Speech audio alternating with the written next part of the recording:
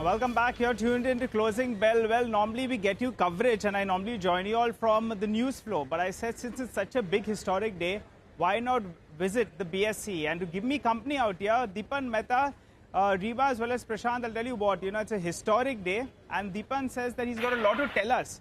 So I think all our audience should be focusing into this conversation. Dipan, who would have thought, man? The Nifty at around 18,000, 18,500 odd, the Sensex more than 60,000 odd. You would have seen both these two indices at a tenth of what they were at that time, right? I mean, a few years ago, and you'd rather not remember that. That's right. But tell us, what's the way ahead from here on? It's a great and joyous moment for the stock markets. Back in 2000, Nifty was at 1800, Sensex was 6,500, so 10x gains in about 20 to 23 years or so.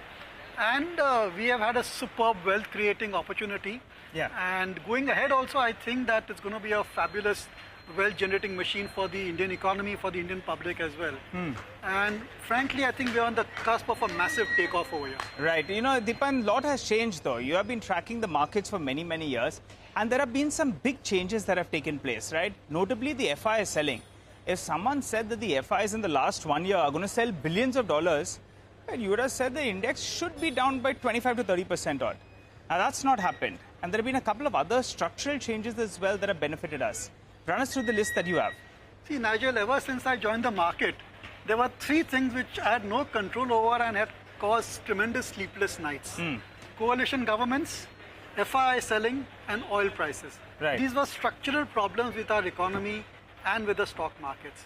Coalition governments think of the past, thanks to BJP, which has been so proactive and which have undertaken so many reforms. Right. And they listen to the market and the economy. Right.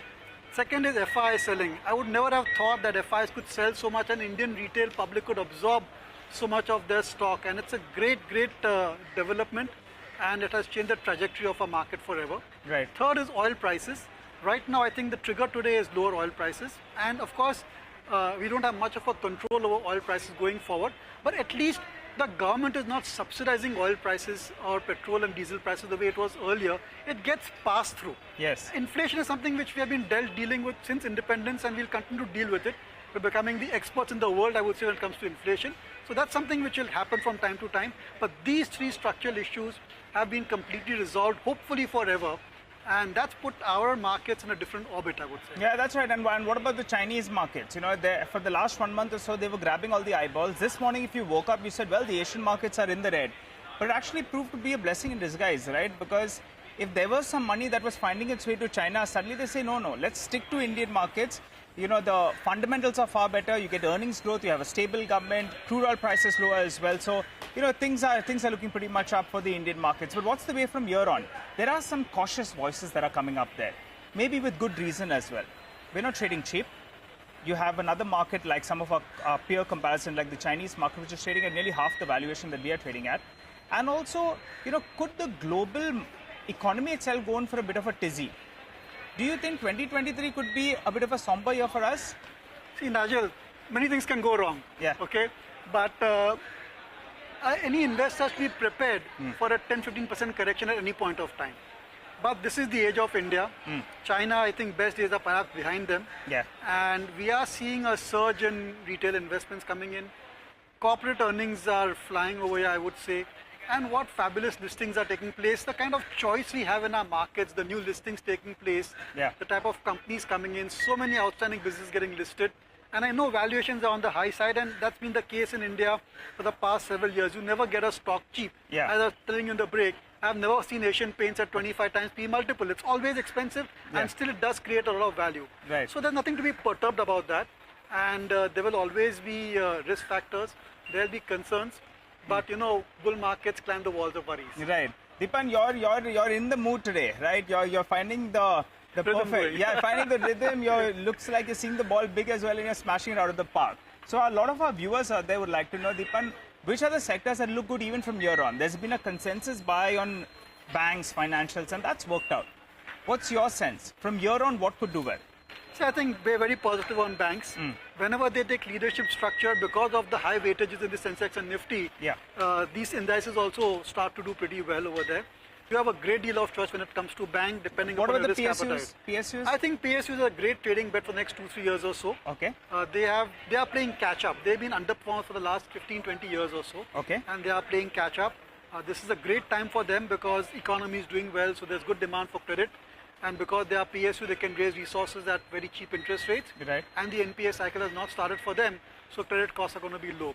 So yes, you're going to see a re-rating of the PSU banks price to earnings, price to book multiples as well. Yes. But if you want like a 5-10 year investment, then you have to stick with the HDFCs, the Axis Bank, the Kotak. They have gone through the ups and downs and still come out very strong. So banking is a cyclical industry, and this is a great upcycle for them. On the other hand, we like automobiles a lot, and all related to auto ancillary as well.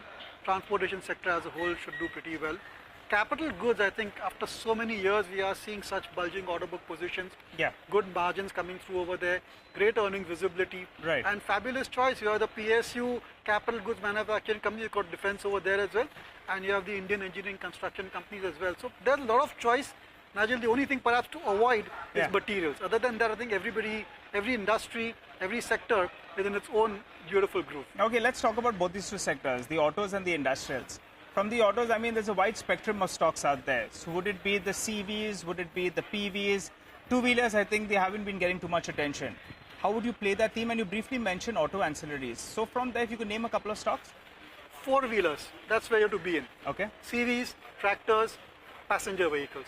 Personal preference, passenger vehicles. Passenger vehicle. Maruti. Mahindra and Mahindra. Okay. Two-wheelers, something which you always discuss, Eicher Motors. Yeah. We like the bikes, we like the stock.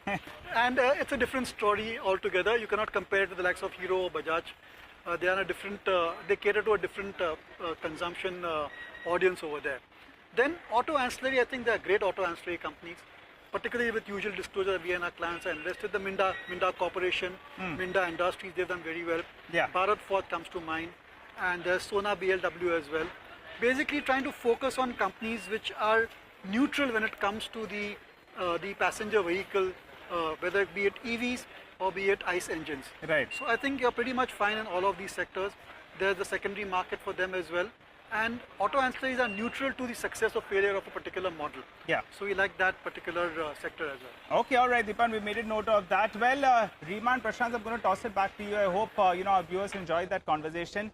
Well, Dipan Mehta, he says he's not seen the index go up 20-30% odd. He's seen 10x on the index itself. So imagine the way some of the stocks have moved. Back to you guys in the studio. A great conversation, Nigel and Dipan.